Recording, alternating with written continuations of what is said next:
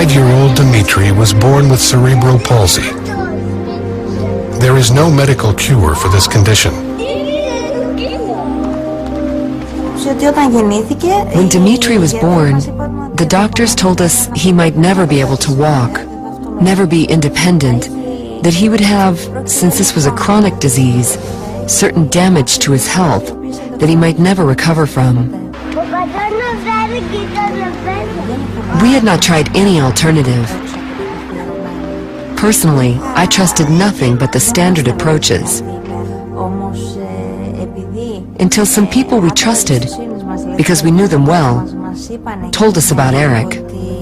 We think of healing as getting up out of wheelchairs, vision returning, hearing returning, cancers disappearing, all sorts of things. And these things happen. They happen. The idea initially was just to attend a seminar that might show us some ways to help Dmitri as a family. This little boy's parents came up and said, will I do a healing session after a presentation that I gave? And I said, well, they're closing the room, but let me finish signing these books and we'll get them to keep the room open for just a little bit longer. What's wrong? And they explained he had cerebral palsy. After the seminar was completed, they met for the first time, just for a short while, about 10 or 15 minutes. There's something in cerebral palsy that's very common where your feet, instead of your feet being able to be flat on the ground, the heel was up. So his heel would not be able to touch the ground. He was scheduled for surgery for that. He had to wear supports and braces. For him to be able to get up, he'd have to hold on to furniture or people's clothing.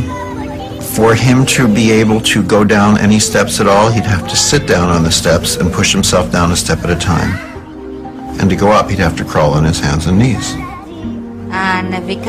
We stepped on the stage with Dmitri, put him on the bed that was there, and told him that he should stay calm and collaborate with Eric, and that nothing would happen that might bother him.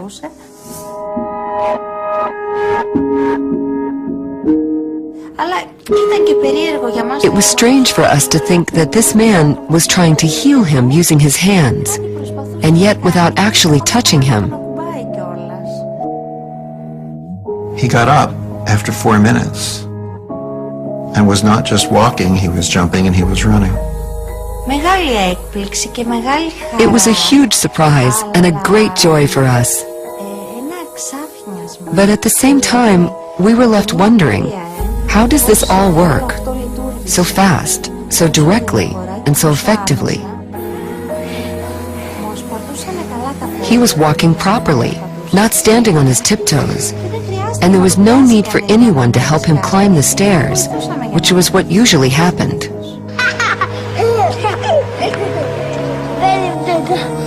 Other children may naturally walk up and down the stairs every day, but Dmitri was unable to do this, so accomplishing such things is very important for him.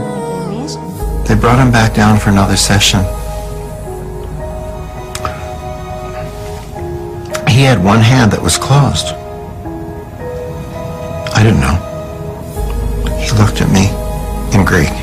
He said, look, I can open my hand. He was just 5. He said, it doesn't hurt anymore.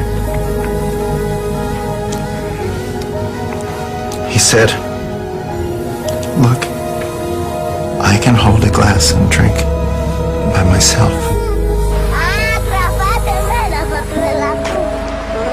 Now his fist is open. It is relaxed and cooperates with the left hand much better, which is very helpful. It's not closed into a fist, which bothered him a lot. And when he wants to give us a hug, he used to do it with only one hand. Now he gives a full hug and says, you see, I can do it. I'm a big boy now. Of course, his hand isn't fully functional yet, but together with the left hand, it works somehow, and he doesn't reject it. Perhaps the most fascinating aspect of reconnective healing is that it can be learned. Now, I didn't believe that this was something one can learn. I thought it was something only Eric was capable of doing. I didn't think I could acquire these skills too, and help you, my neighbor, my friend. But in the course of the program, right away we saw for ourselves that yes, you can indeed learn to help others. If you see the living example standing in front of your eyes, as we see our own child, then I think that yes, you believe it.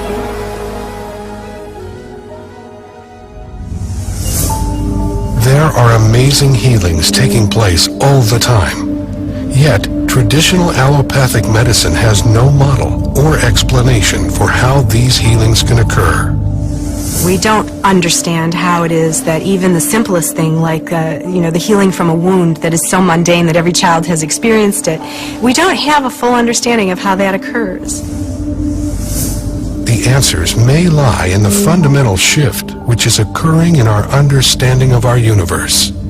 Virtually every ancient culture and every native culture has thought of the universe as a unity, as a circle, and man is being central to that.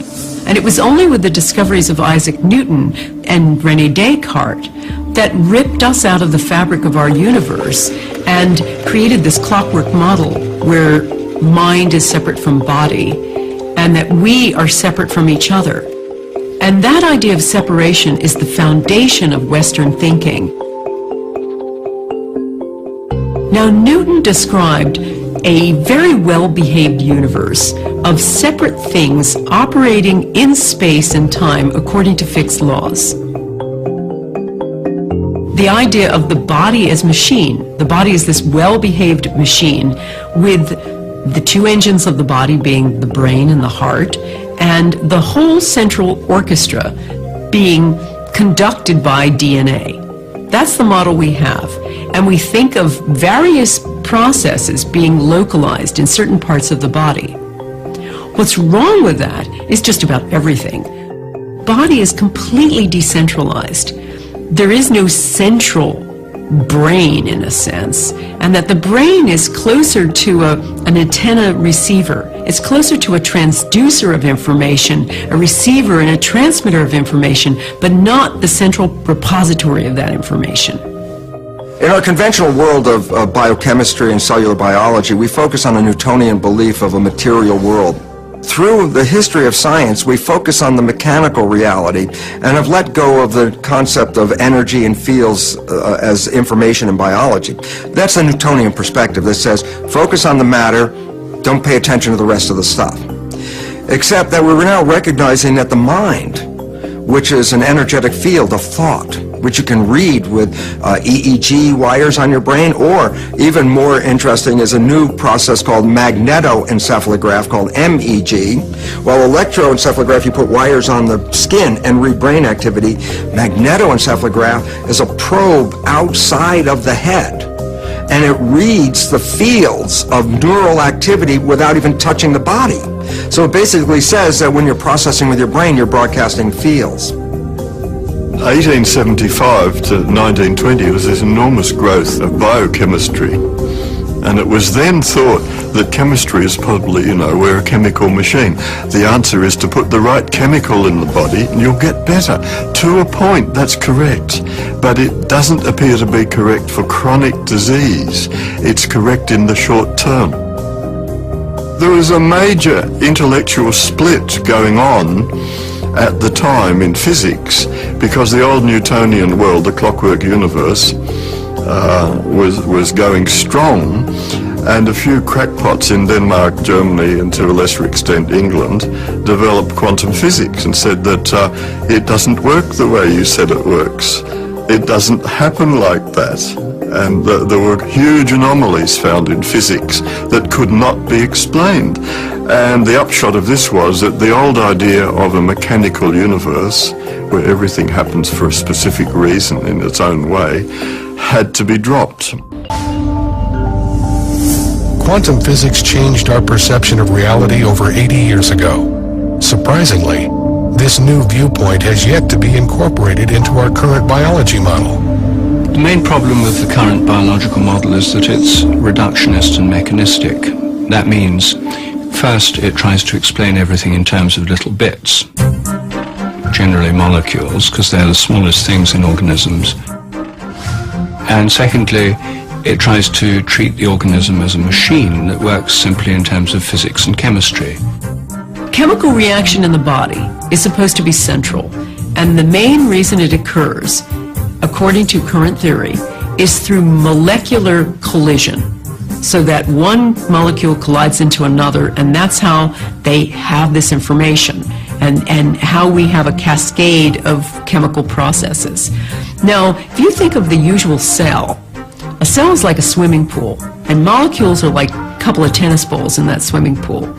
And according to this theory, one tennis ball is supposed to find another tennis ball in this vast body of water and do so instantaneously. And that is supposed to account for all the millions of instantaneous activities that occur in our body at every second. And that's ludicrous. The existing control system of modern medicine is enzymes, hormones, not consciousness, not emotions, not body field. All that is there as your control system is enzymes and hormones.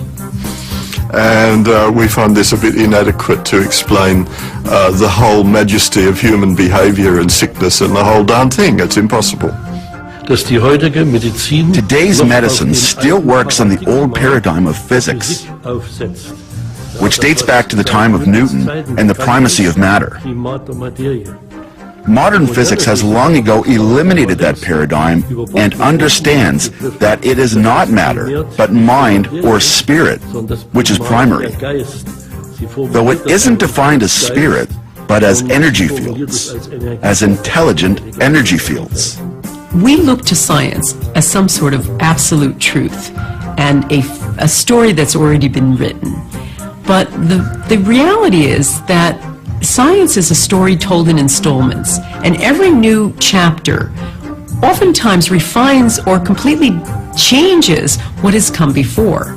This intellectual pendulum swing, and it's swinging towards the idea of holism and looking at how an entire system works together. Whereas, you see, the doctors began to look at how each individual cell works, and they got down to the cellular level. That's all been done for 100 years. Great, we understand it a lot. But we don't understand how the cells talk to each other and how they deal with information. When I was 15 years old, I had a very serious motorcycle accident. I was on a motorcycle I shouldn't have been on, and we were hit by a car that caused a very serious wound in my leg. Ended up with 66 stitches. At the point of impact, I clearly remember having an out-of-body experience where my consciousness watched my body tumbling through the air and ultimately landing. And it was sort of shocking to me when I kind of came back into the body. That said to me that perhaps my consciousness isn't just in my brain, but that it is imbued with more quality than that. And then as I was facing a very serious outcome, they talked about the possibility of having to amputate part of my leg. I remember laying with a cast from my hip down to my ankle and thinking about how to rally my immune system through my thoughts such that I could promote healing in my leg.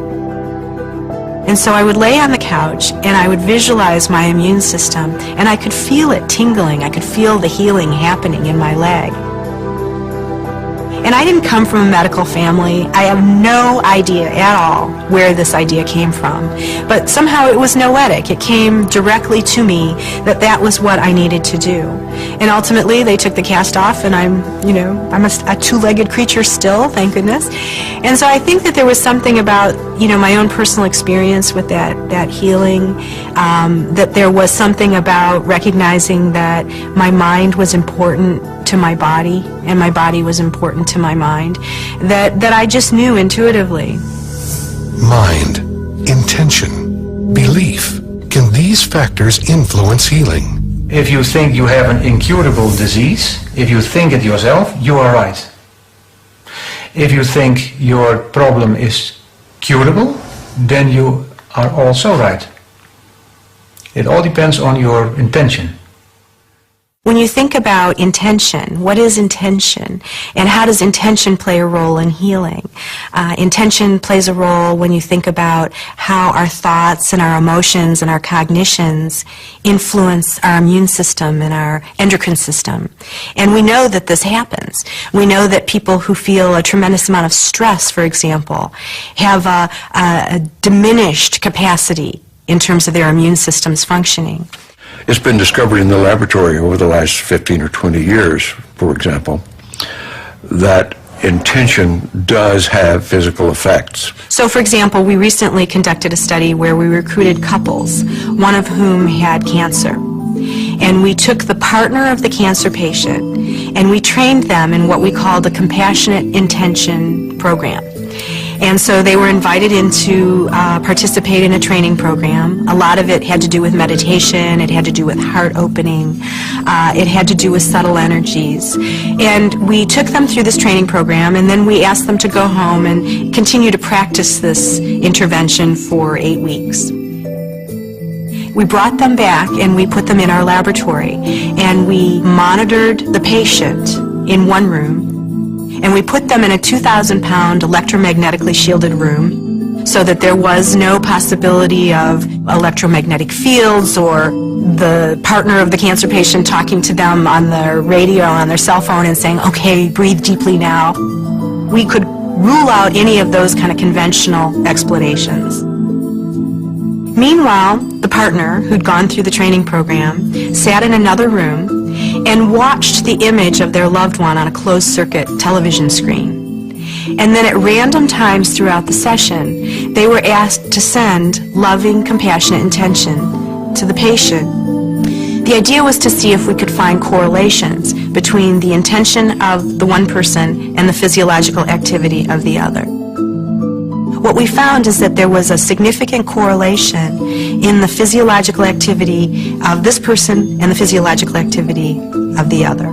This suggests that there is some way in which information is transferred that isn't accountable by the conventional Newtonian model of cause and effect. You know, the partner of the cancer patient wasn't coming in and whispering in their partner's ear, calm down now. You know, quite the contrary. They were at a distance and there was no way that the two people knew when this kind of interaction was happening, and yet it happened. Sending an intention that I am better, sending information with belief that I am better, is sending information to the body to correct itself. Because as we say, a thought is an actual physical energy too. And it sends information to the body as well. It's been very well demonstrated that our belief system affects how we behave and how we perform. And it also affects our lifestyle. So if we don't believe that we can help ourselves, we probably cannot. If we don't believe that positive information is useful to our health and well-being, then it probably won't be. Our thoughts create our body moment by moment. When we think positive thoughts, we release certain chemicals into our body. When we think negative thoughts, we release negative chemicals into our body. And those have a profound effect on how the cells are behaving and how the nutrition is being used. It's very obvious to me, working as an osteopath, that the stress that people hold in their body has various patterns according to how they're thinking.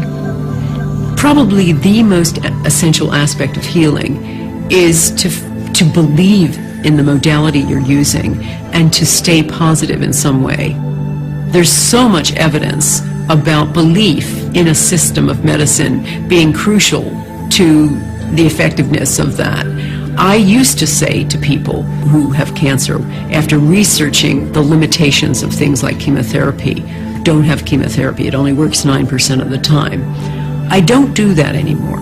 And the reason I don't is that I believe that belief itself is the body's strongest medicine. And if you believe something is going to work, regardless of what that is, it's going to work for you. There was a study in Houston of some patients going through a knee operation for arthritis. Half actually went through an operation where they were worked on for their arthritis. The other half were given a sham operation, where they just opened the knee and then closed it and did nothing. They found over 3 years of follow-up that both sets of patients reported having no pain. So the patients where nothing was done to them still reported being pain-free. Their arthritis was gone. There have been other studies looking at if there's any difference between going to the gym and thinking about going to the gym. And with this study, they took a group of people and they sent half to the gym to work on their biceps. And the other half were allowed to sit in their armchairs and just think about going to the gym and working on their biceps. And they still recorded a very strong effect in the group who had just sat in their armchairs. The couch potatoes still built up their biceps. So the body really can't distinguish between, action and thought. And you see this most clearly with the placebo effect. Traditional Western medicine typically attributes spontaneous or miraculous healing to placebo. But what exactly is the placebo effect? The placebo effect is the fact that a belief that a person has can override their biology.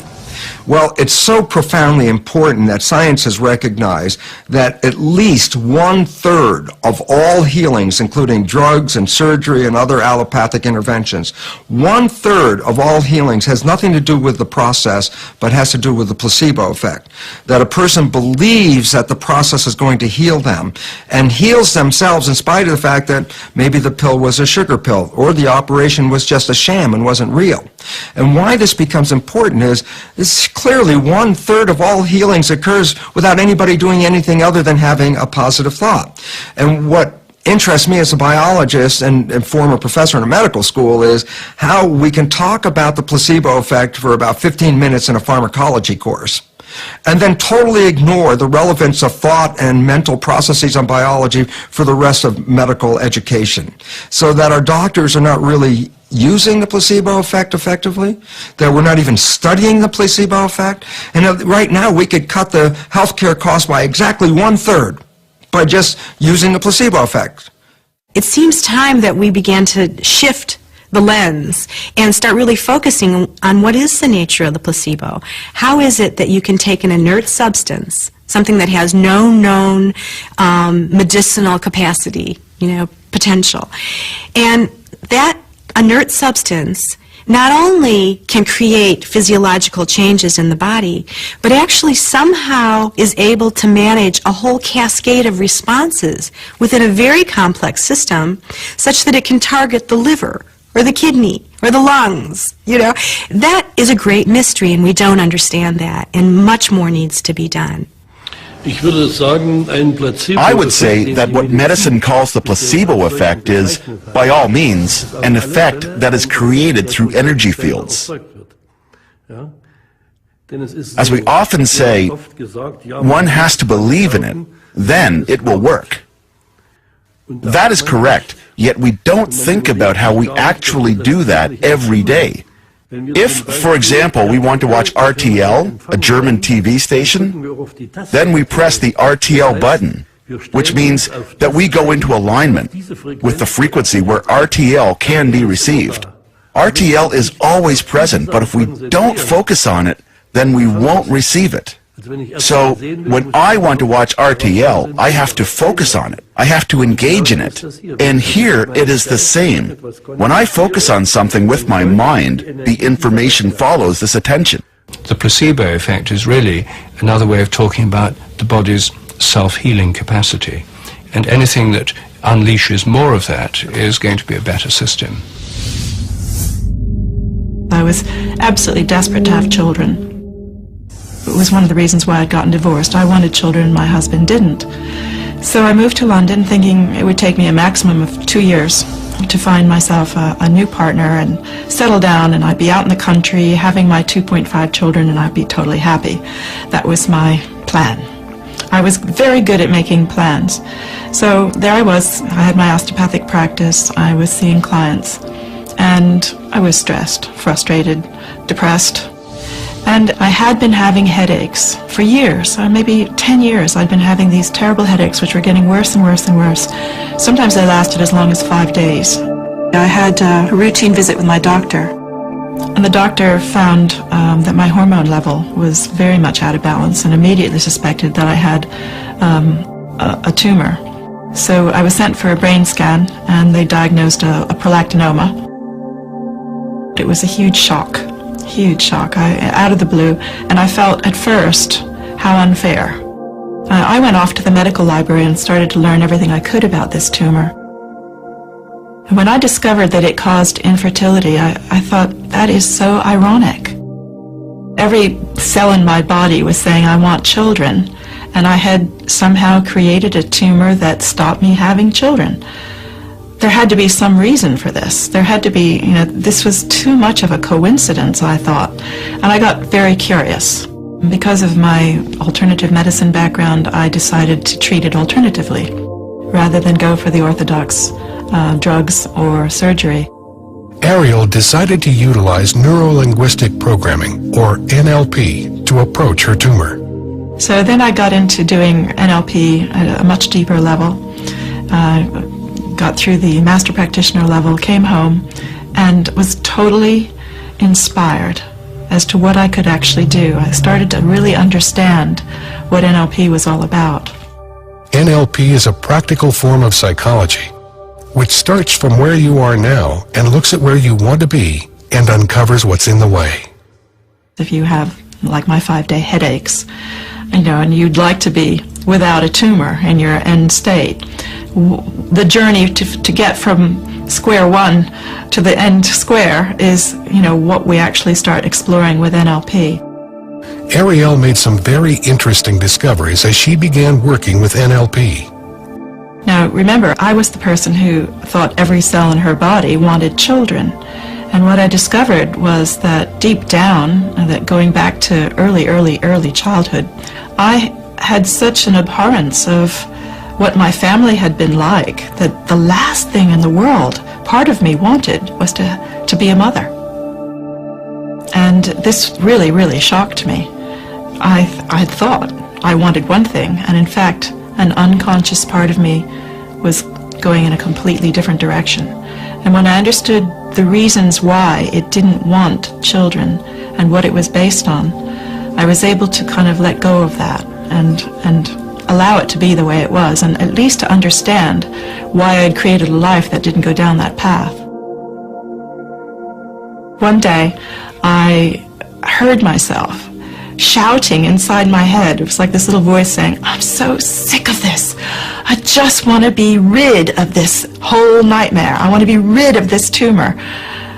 And I stopped in shock as I listened to this voice inside my head, and I went, wow, there's a lot of anger in there, a lot of frustration. That's a lot of self-attack. If I'm attacking my tumor with all those thoughts of wanting to get rid of it, that's murderous. That can't be healing. And I had never looked at healing in that way.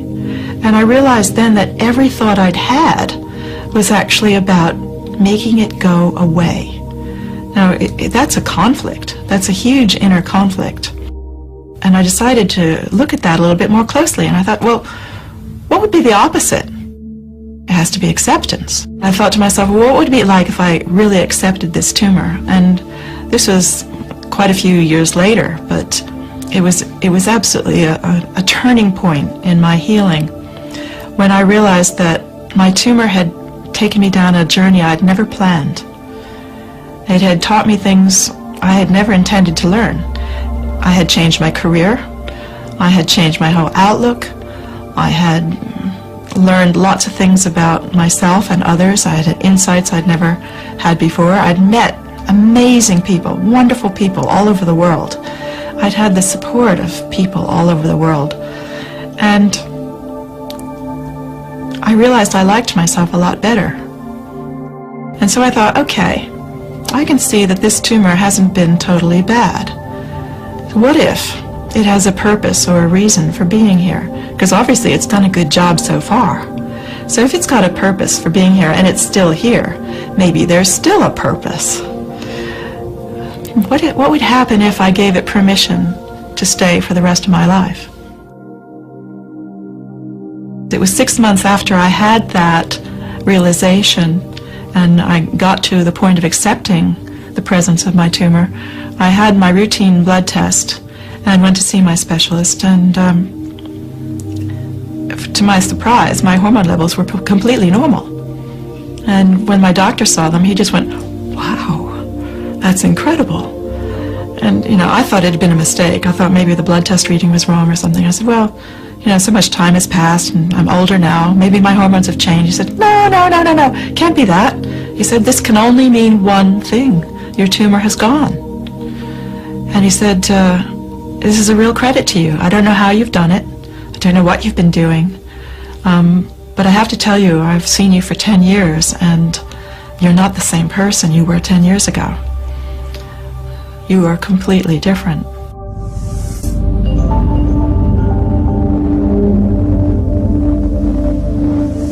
So when we make an emotional shift, let's say we go from frustration to joy, those kind of emotional shifts, about 1,400 biochemical changes instantly go off in the body. Now, if you think about the course of one day, all the emotions that we feel, the highs and the lows, and, you know, the myriad of emotional textures that occur through our perceptions during a day, you can see that emotions are creating lots and lots of changes in our physiology. So it makes a lot of sense to start paying attention to the emotional diet as well as to the physical diet. That's one of the keys to better health, and certainly to slowing down the aging process. Strong negative emotions just degenerate us. Positive emotional states regenerate us. Become simple math. Feel more love, more care, more appreciation, and your health's got a better chance of improving and staying that way.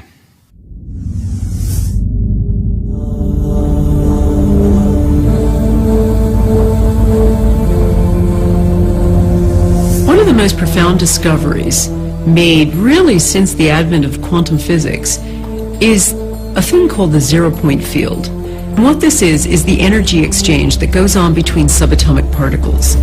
All subatomic particles engage in a little energy dance. It's almost like playing a game of basketball. They send energy back and forth to each other. And in that exchange, a thing called a virtual particle is created, just for less than the blink of an eye.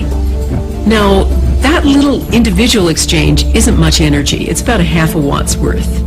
But when you multiply all of the subatomic particles doing this energy exchange across all things in all the universe, you come up with this unfathomable amount of energy, all happening out there in empty space, like some supercharged backdrop. While conventional biology focuses on the material stimuli, quantum physics reveals that it's the invisible stimuli that are much more important. There's a simple quote by Albert Einstein that makes sense out of this, and the quote is, "The field is the sole governing agency of the particle." What Einstein meant by this very simply is the field, the invisible energy forces around us. They are the sole governing agencies of the particle. Well, the particles matter. And so quantum physics says the character of matter is ultimately determined by the field. How then is healing communicated to another person? Well, you see, there's this field. We're not in this field, we are this field. We're denser, we're lighter in between, we're denser, we're lighter in between, or some people say we're lighter when we're physical form and we're denser in between. Whatever the aspect is, we're blips in this field of energy, of light, of information. We access this field all the time. We pull information from this field all the time. Every one of us has watched a flock of birds in flight and how it changes direction. Instantly, all birds in the flock change direction. So it seems as if a superior bird brain controls all the birds simultaneously.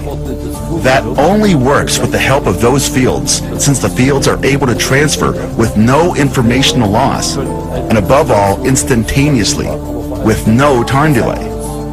Walk into any great cathedral in the United States, in Europe, anywhere, that's been standing for hundreds of years or more.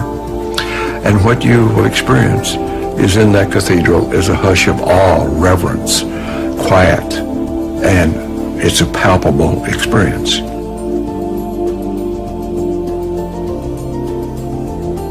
Why is that true?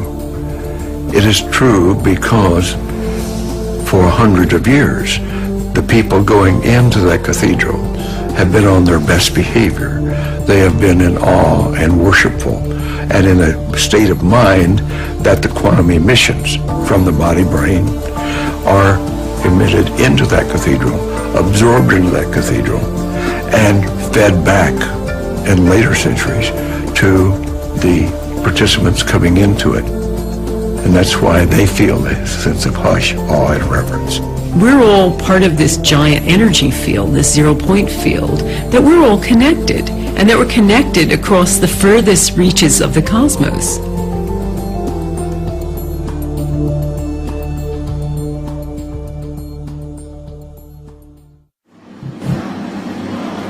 Watch an ice skater. There are things that they can do that are not describable in terms of nerve impulses.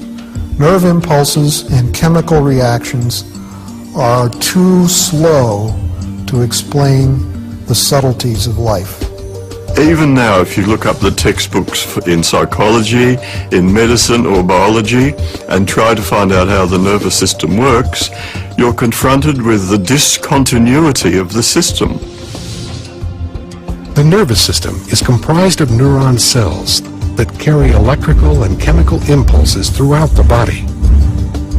If you measure the impulses of the nervous system, we get some of them going at 200 miles an hour, whereas other of them going at 2 miles an hour, and I think those of the pain reflexes are very slow.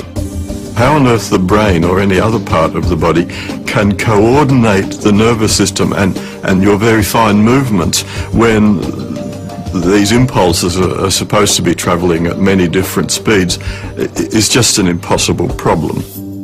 If you're a dancer, for example, we're moving in 3 dimensions and you're moving in time. How on earth that person can coordinate all of these important dance steps is quite a mystery. This seems to be impossible with the contemporary model of the nervous system.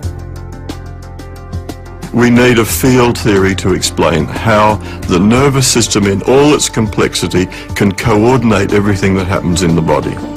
We now know, when you study nervous system activity, that the brain can start firing synchronous pulses throughout different areas of the brain virtually instantaneously.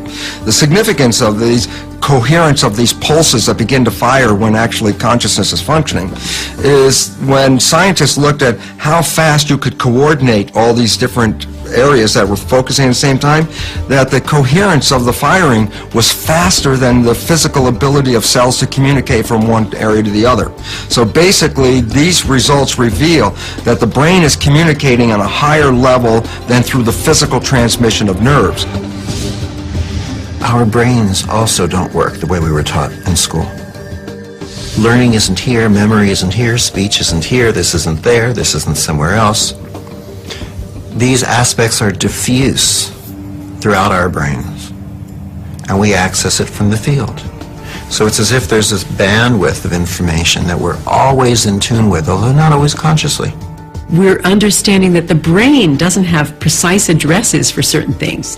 No one's been able to find where memory is, for instance. And Carl Pribram did some amazing studies years ago, horrible studies, where they taught rats certain runs and then began systematically destroying the rats' brains. And they found that no matter how much of their brain they removed, the rats might have terrible motor skills from that, but they would still, over and over, remember the run. And from that, Pribram understood that you couldn't say that memory has one precise address, that it's much more delocalized. And in fact, most radically, that memory might not exist inside the skull at all, but maybe somewhere out here in the field. And so what you have instead of this localized, centralized system is much more of a paradigm where the body is an interaction. It's not something that ends here, it's something that ends out here. And that we have an interaction taking place between us and our environment, us and the field at every moment. I had an irregularity on a kidney that was discovered by an MRI. The physicians wanted to biopsy that, and I said, no, we're not going to do that. I had a healer, Adam, a young man in Vancouver, who was developing his talents as a healer. He wanted to work on it. Over a period of a month, we did that once a week. Using just a photograph, Adam can perceive a person's body field in the form of a holographic image. He sees areas where the energy flow is blocked, which indicates illness or injury. Through his intention to heal, he manipulates energy and information to clear these blockages, allowing the body to change. I went back and had a sonogram made of that a month after diagnosis. The radiologist examined the data and said, whatever you're doing, keep doing it, but the irregularity in the kidney is smaller and disappearing. Went back 3 months after that, and later in 2003, after that, where the total healing period had been less than 6 months, and again had sonogram, and it was totally gone. Everything was regular again. Nearly all of the healings that I have worked with have been remote or at a distance, and it doesn't seem to make, the distance seems to have no effect at all, which would again suggest we're dealing with a quantum phenomena. The healer was in Vancouver, British Columbia. I was in Florida, the longest distance across the United States. So I've continued then to experiment with different healing modes for different things with different people. But the mechanism is always the same. There's information being transferred, and there seems to be an energy transfer as well that's palpable. It now appears that our bodies are connected to the field, but what is the mechanism for this intercommunication? How can this connection take place? One possible solution: the biophoton. Biophotons are weak emissions of light emanating from the cells of all living things. We know we're sending out information with biophoton emissions because people like Fritz Popp have discovered that we are sending out tiny currents of light. We started to look for these photons.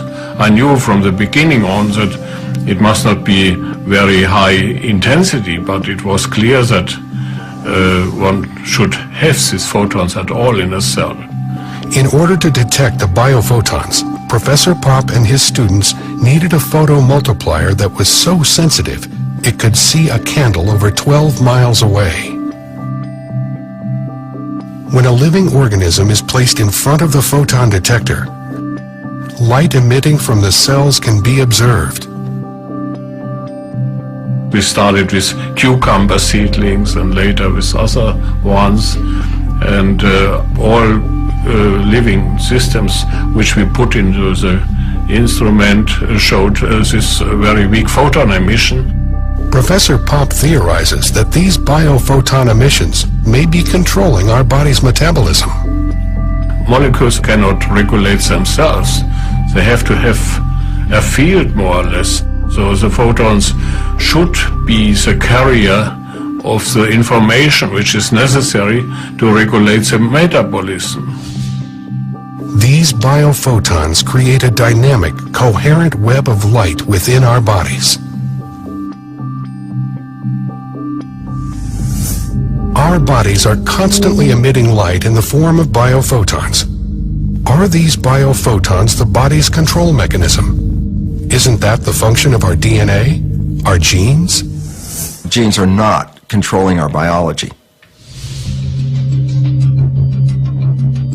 When we get issues running in families, for example, cancer, we immediately look at a genealogy chart and mark all the recipients of this cancer running through the family, and then turn around and say, look, genetics, this is running in the family, so there must be cancer genes.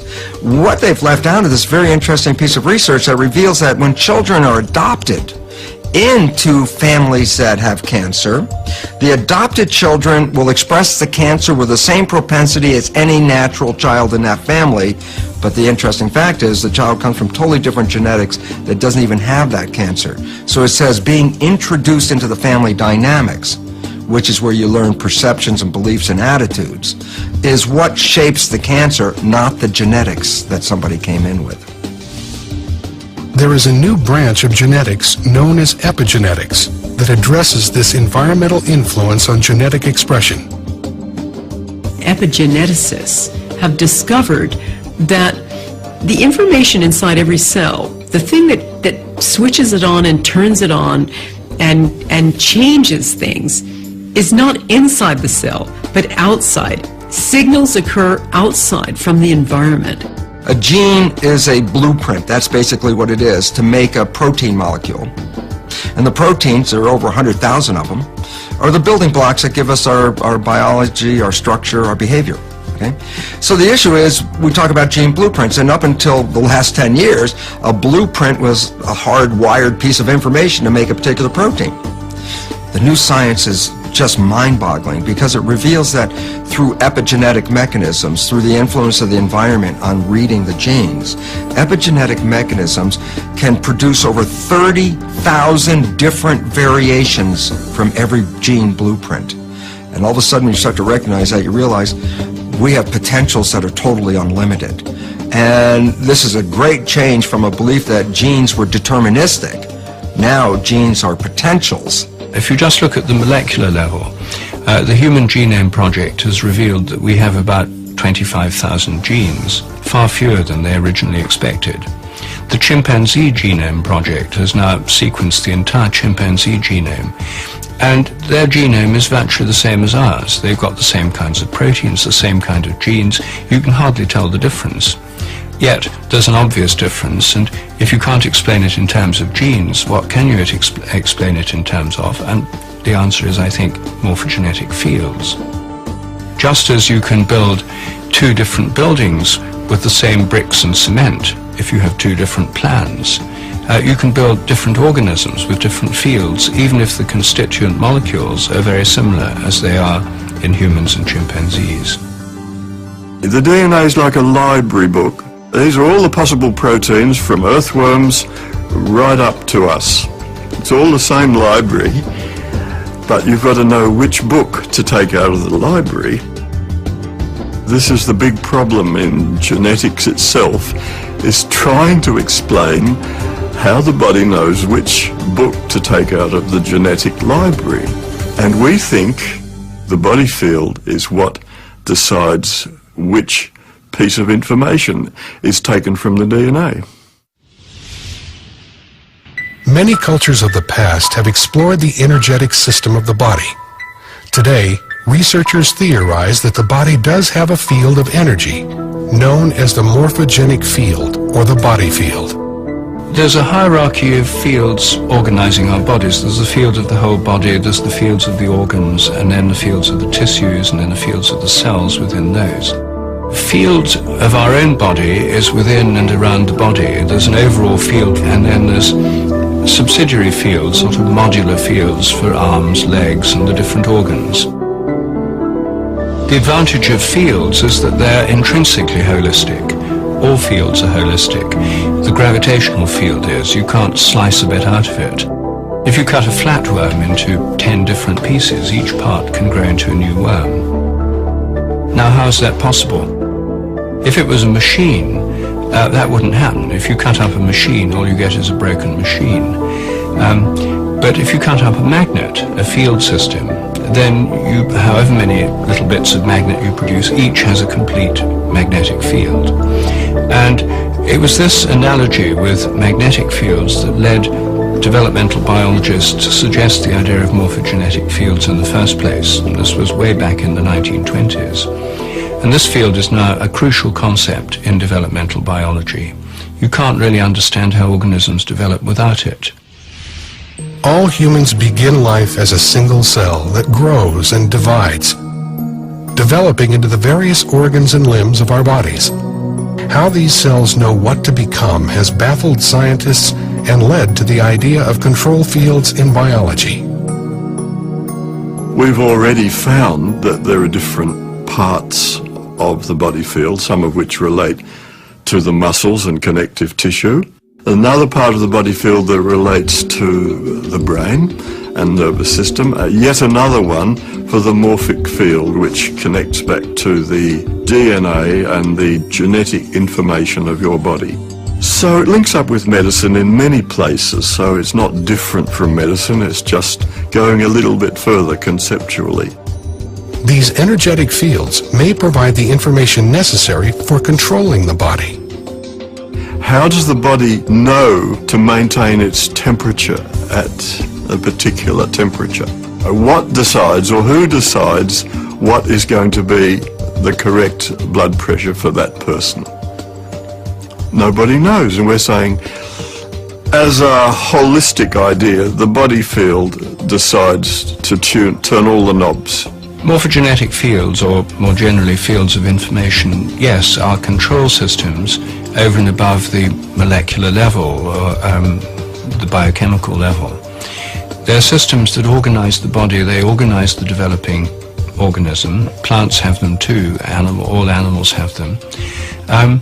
They maintain the form of the body, they help bodies to recover from disease or damage, they underlie regeneration, for example. We can go even further and could say that the human body actually is structured information. Or in other words, that the human body is an energy field. An energy field of standing, stationary, scalar waves that are correspondingly organized, structured, and contain a great deal of information. And I think that we really need a field-based model of the body if we're ever going to be able to integrate different forms of healing or medicine into a coherent understanding. The body field is an energetic field filled with patterns of information. All of the organs in our bodies generate their own specific fields. One organ in particular seems to generate significant fields which affect the entire body. The heart is the emperor in the system, the liver, and all the organs have other tasks, but the heart is ruling all. There's a concept in energy medicine called energy cardiology that says that the signals produced by the heart are all of regulatory importance. The heart is constantly emitting sound, pressure waves, heat, light, electrical, magnetic, and electromagnetic signals. All of the cells in the body are receiving these different kinds of signals at different times because they travel at different velocities through the circulatory system. The heart generates by far the largest rhythmic electromagnetic signal in the body. If you look at this magnetic field as a carrier wave, it's being modulated with information. So it's the carrier wave for information. And the work in our lab has shown quite clearly that it's modulated with emotional patterns. In other words, if we're feeling angry or frustrated, irritated, the information that's being imprinted on that magnetic field is very different than if we're feeling care or love or compassion towards that person. The heart has been found to have rhythmic beating patterns that can be incoherent or coherent. These patterns are closely linked to our emotions and how we feel. When the heart's rhythmic beating pattern is smooth and ordered, it's called a coherent rhythm. And that coherent rhythm entrains or synchronizes the brain rhythm, the nervous system, the bodily organs and glands all dance in harmony to that heart coherent rhythm. Positive emotions, what we tend to call positive, things like love, appreciation, care, forgiveness, gratitude, all lead to a very different kind of heart pattern than negative things. Like if we're feeling anger or irritation, anxiety, those create what are called incoherent rhythms or disordered patterns. On the other hand, we have the positive feelings when we're just appreciating the sunset and how beautiful it is. Our heart's beating out this what we call coherent rhythm. It's a sine wave-like pattern that the heart is sending to the brain. And we call it heart coherence because in research we find that the heart has to get into this synchronized, coherent, rhythmic pattern of heart rate in order for the rest of the brain and the nervous system and body to entrain and synchronize to that powerful rhythm. So it starts with the heart.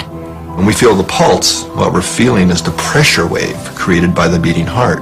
It's not actually the flow of blood, it's the pressure wave. So every time the heart beats, that pressure wave goes to the brain and throughout the body. And if we look at the brain level, that pressure wave synchronizes all the neurons. In fact, the brain would be in trouble if it didn't have that synchronizing signal to kind of give us a global synchronizing effect. When someone is in coherence, you can often feel their love or their compassion or their gratitude radiating. Coherence is the optimal physiological state that underlies learning and performance and facilitating the body's natural regenerative processes. The heart has its own intrinsic nervous system, which can sense, feel, remember, and process information that's independent from the brain. We always think of the information input system as being entirely in the brain. But we're now discovering information that the heart receives information first and then relays it to the brain. Studies have shown that the heart responds faster than the brain to outside stimulation. One of the more recent studies we did in our labs was looking at what we ended up titling the electrophysiology of intuition. There was some previous research that had been done showing that the body would respond in a way that would predict a future event if the future event was emotionally significant and relevant to the person. Participants were attached to sensors to record their brainwave activity, heart activity, and heart-brain interactions. The person would be sitting in a computer, push a button, and then we're recording physiological data, and 6-8 seconds later you would be shown a photograph. Okay, and then the photograph would be from two opposite ends of the spectrum of emotional arousal. Participants were shown pictures of car accident victims, snakes attacking, and other disturbing images. On the other end of the spectrum, the pictures included flowers or sunsets. The photographs were randomly assigned for display to the participants. What's key here is the computer assigned not only which photograph, but which type of photograph after the data was already recorded. So it was absolutely impossible for the research subject, the experimenter, to have any kind of foreknowledge of what photograph it might be. The computer itself didn't even know. The results were surprising. The body responded even before the picture was displayed. What we found was that not only did the body indeed respond prior to the event, the seeing the picture, in a way that would predict it, but it was the heart that responded first. The heart's response was not only faster, but the signal it sent to the brain varied depending on the emotional content of the picture. Looking at the signals that the heart was sending to the brain, that the heart literally sent a different message to the brain, depending on what the future picture was going to be. Then you saw a brain response. Then you saw the body response, which is where it then became conscious. So the flow of this intuitive information is heart, brain, body, and then you have to have the body response for it to become consciously aware of it. What these experiments reveal is changing our basic understanding of how the human body functions. It appears as though the heart and brain, later, have access to a field of information not bound by time and space. If we're talking kind of quantum holographics or quantum physics, that's old news. We're really starting to have ways now of showing that we really do have an energetic or an electronic system. And that's really primary, that it's really not bound by time and space.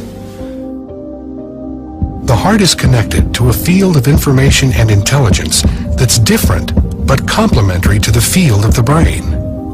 It's very clear these neurons in the heart and the brain part have short and long-term memory. They process information. It's a functional brain.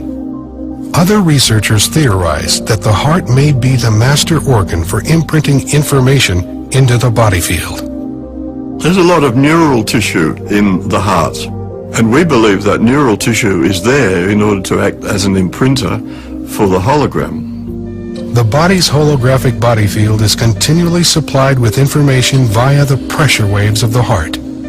Inside the heart there is an enormous amount of charge.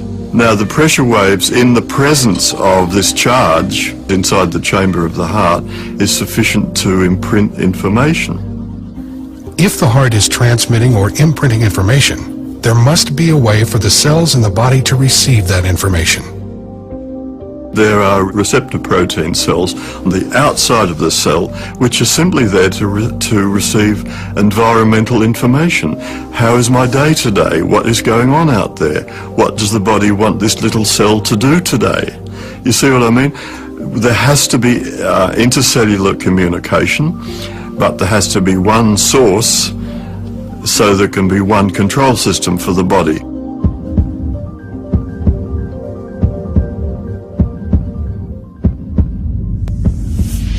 This control system is sending out information to the body via the body field. But what exactly is information?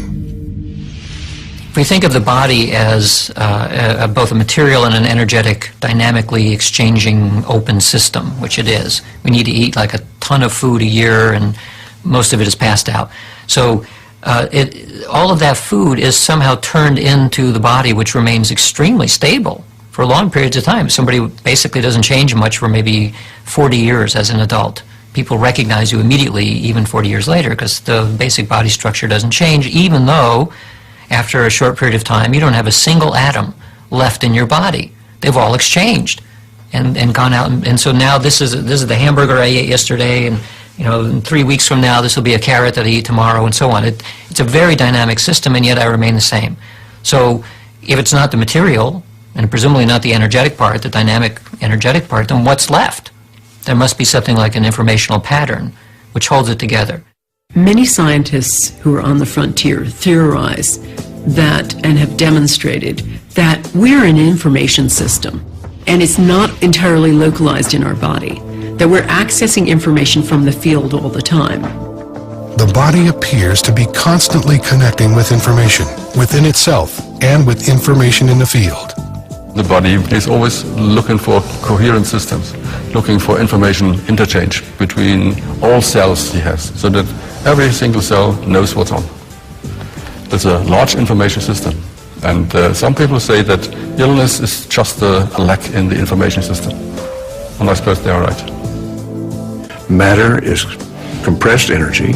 Information is patterns of energy. There's an information flow in our bodies that we still don't completely understand through our nervous system and through the tissues. And even the ancients, some of the ancients and the Chinese call it the acupuncture system, which is a system of information flow in the body itself. We get a system when we get structure.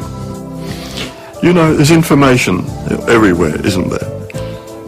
But you only get an information system when it's ordered. And the great thing that was discovered in the 1980s was that the acupuncture system appears to be an organized system. It's not just a random group of acupuncture meridians. It looked, upon doing experiments, that they wanted to arrange themselves in a certain order and that they wanted to communicate with each other in a certain direction. So we're saying that information has order, and that's what makes the body feel, is the order itself. The actual regulation of the whole organism and of all cells, the coordination of all cells, is accomplished with the help of these information fields, these scalar wave fields. They guarantee that each cell knows what every other cell is doing at any given time, and we have over 70 trillion cells. This is a lot of information, and it can only be processed with the help of these structured fields. Ultimately, according to Einstein and other people more recently, have said that energy and information must be interchangeable. All right? So information becomes a type of energy because it's an orderliness in space. All right? So they are interchangeable, but on the other hand, in practice, what happens is you get a wave of energy, and then upon that wave you can get imprinted information. And the amount of information you can imprint appears to be limitless. Informational medicine, medicine that takes information and changes disturbed information, is going to be the future of medicine. Apparently, the control system of the body is not genes or chemistry, but information, which seems to be available in the body field. Is it possible to put new information into the body to affect wellness? That is exactly what a number of researchers are doing. That we've learned how to stop the distortion of information that occurs as a result of various disease processes. Once you stop the distortion, surprisingly enough, the physiology begins to work, the chemistry comes right. There are really wonderful healing stories to be told here. And it's simply because we've learned how to correct the distortion of information in your body field. Disease is, in a sense, scrambled information.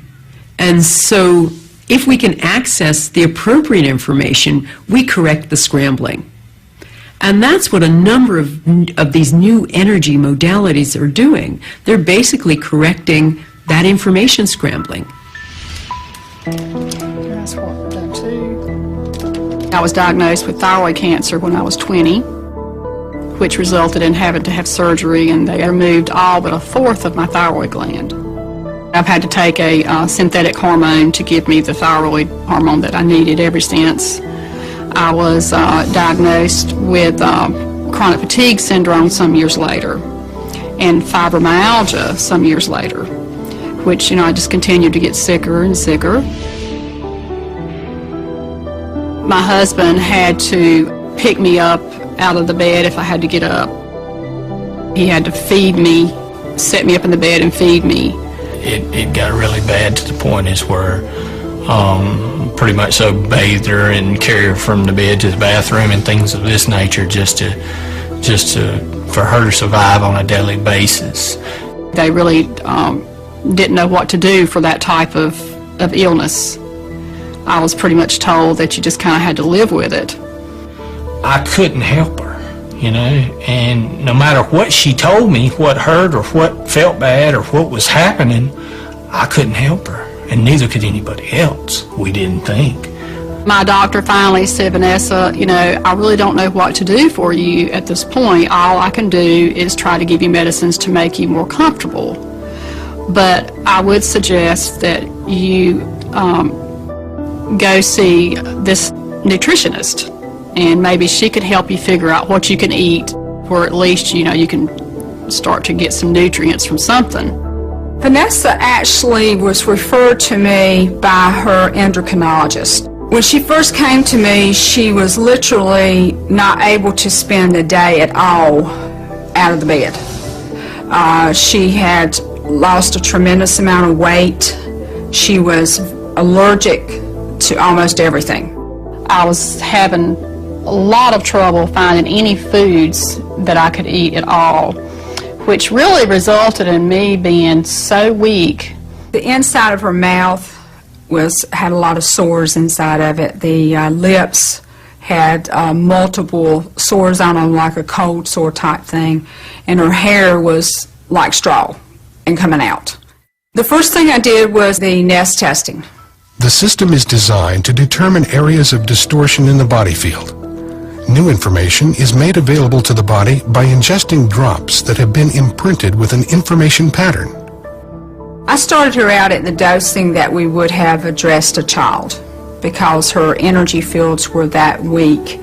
So we started out very, very cautiously. One morning I woke up after I had been seeing Deborah probably for a couple of months, and I just had this feeling that I hadn't ever had. And I knew that this was the answer. And I felt so good that I just cried. I just sat up in the middle of my bed and I just cried and cried and cried. In about 6 months, she reached an energy level of where the body was beginning to transfer message more effectively, to where every layer that we went through, she was showing remarkable health changes. Being from a man's standpoint and a southern country boy type person is how I grew up. I first thought it was hocus pocus, and I had my doubts, and it took a while, but I see now that it's phenomenal. It truly is. I've become healthy enough to what I think is living a normal life again. because now I can clean my own house. I can cook my meals. I can even work in the yard. I can even wash my car. I can do things that I never thought I would ever be able to do again. It's 180 degrees from where it was. It's just a total turnaround. It really is. I really don't know how to explain the difference in the way I feel. It's like I died and I come back to life. And I never thought that I would ever feel this way again. I got my life back. I got my life back. And it's wonderful.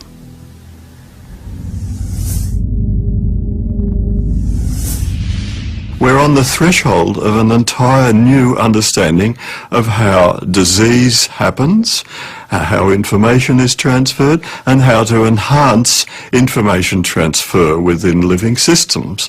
There's a vast increase in chronic disease in our community, and I believe using these information methods that we can treat the chronic disease that couldn't be treated before. One of the most remarkable instances of the effectiveness and the instantaneous effect of informational medicine I heard about recently, and it had to do with this system called thought field therapy, which is an energy psychology that supposedly heals and changes negative thoughts around us. And the theory is that negative thoughts hang around us almost like a net, and they affect bodily systems. They use this system in Kosovo with survivors of the war in former Yugoslavia. These were families who had been severely traumatized because the Serbs had killed half of a family just so the survivors would be demoralized. So they took a group of people who had severe post-traumatic stress syndrome, who would have required years and years and years of talking cures and medicine and all that sort of conventional thinking. And they gave them thought-field therapy. And to a person, this is 100% of the people in this study were made virtually instantly better, to the point where they were laughing, joking. They were healed completely from this trauma. Even the practitioners of energy psychology were blown away by the power of this modality. But this just gives us one small example of the power of using information as medicine. So the most important thing for people to do is to take total responsibility for their health. Not to think that it comes from outside themselves or that somebody else can give it to them. And by taking total responsibility, that may mean they have to start with choosing the thoughts that they think, so that they are in a good state of mind, the state of mind that's most conducive to healing. One of the fundamental things that has to change in the future of medicine is this focus on the gene as being the solution to every illness. If you look at what epigeneticists are coming up with, you have an understanding that the gene is really subordinate to this outside information system, and that we have to look at information rather than the gene as being the thing that we have to crack, so to speak. We have to come up with information systems that regularize the things that go wrong. I think there is absolutely no question that healthcare today at a global level is in crisis.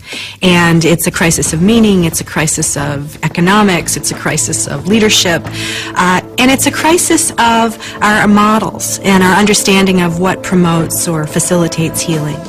We do things like we have a war on cancer. We try to destroy invading organisms. It's a warfare model of health and disease and how to treat disease. And the body really doesn't go for that. We have to learn from other cultures, from other traditions, from the observations of all the different kinds of healers that are working in our own cultures at the moment. We have to take the best of modern science and use it to integrate what's going on. What we need to do is foster a revolution that shifts our model from a disease-centered orientation to a healing-centered orientation.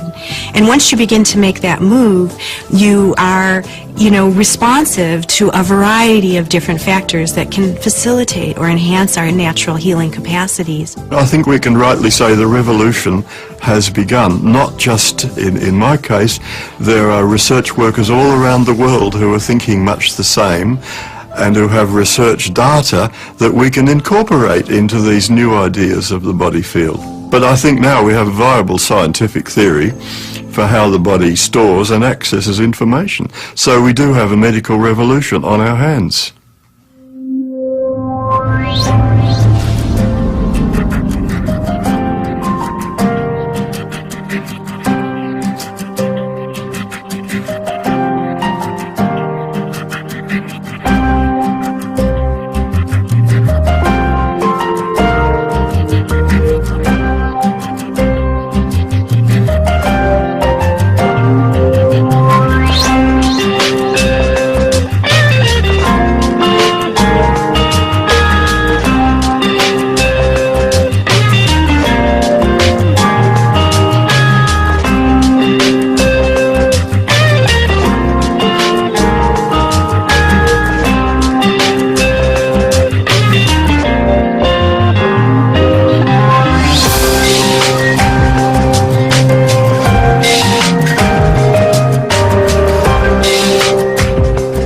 There seems to be this huge body of evidence demonstrating that we can pick up information that almost like an electron, we can be everywhere at once.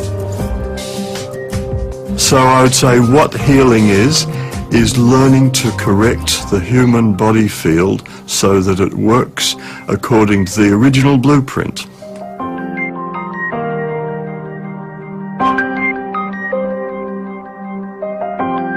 So ultimately what I'd like to see is a shift from this disease-centered to this healing-centered model, and recognizing that healing is a profound mystery and that we have so much to learn, and rather than presuming we have the answers, staying open to the possibility that there are new things that we can discover for how to enhance the human condition.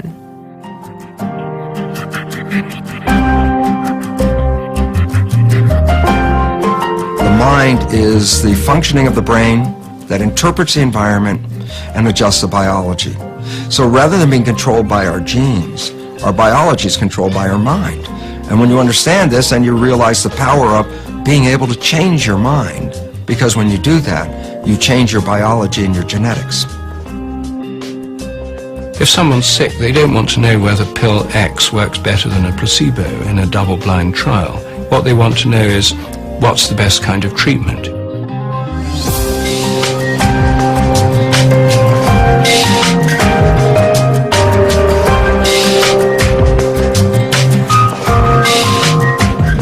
I believe that we are more powerful than we realize.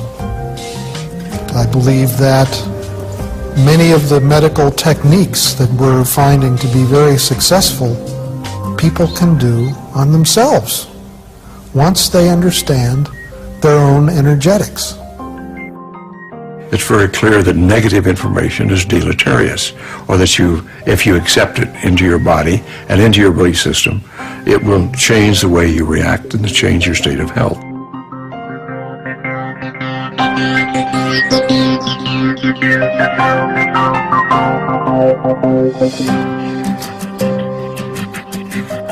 We know that from work by William Tiller and others, we found that when you begin to work with reconnective healing, there's an amount of, I believe he calls it, excess-free thermodynamic energy that is released. That if this were just energy or just energy healing instead of the reconnection, for this amount to be released and this change to happen in people, it would require that the room temperature rises over 300 degrees centigrade, which of course does not happen because we're accessing something new and something different.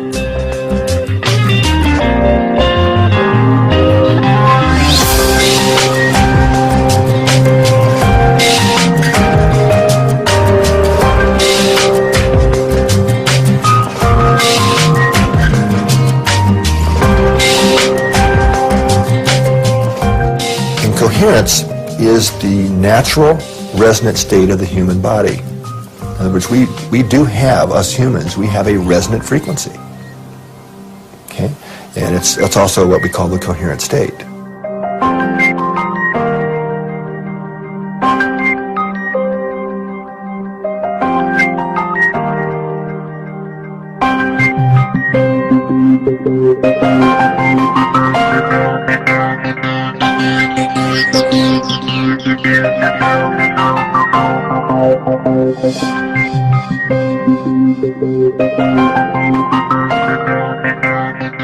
So a miracle starts with a change of thinking.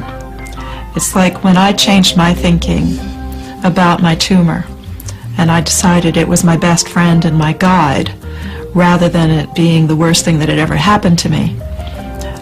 That was the miracle. When I gave it permission to stay to the end of my days, that was the miracle. People think it's the end result, but it's not the end result. It's the change of thinking which leads to a completely different inner state.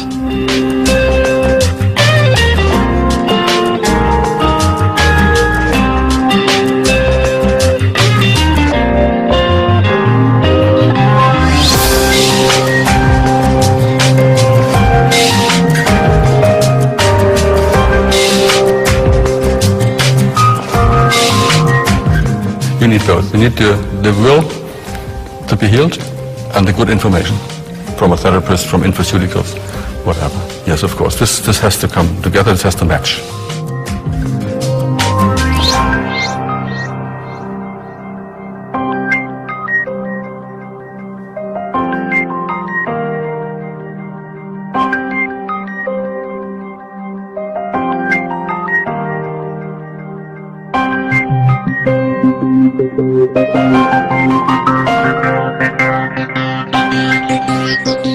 So healing is restoring the body's own self-repairing mechanisms.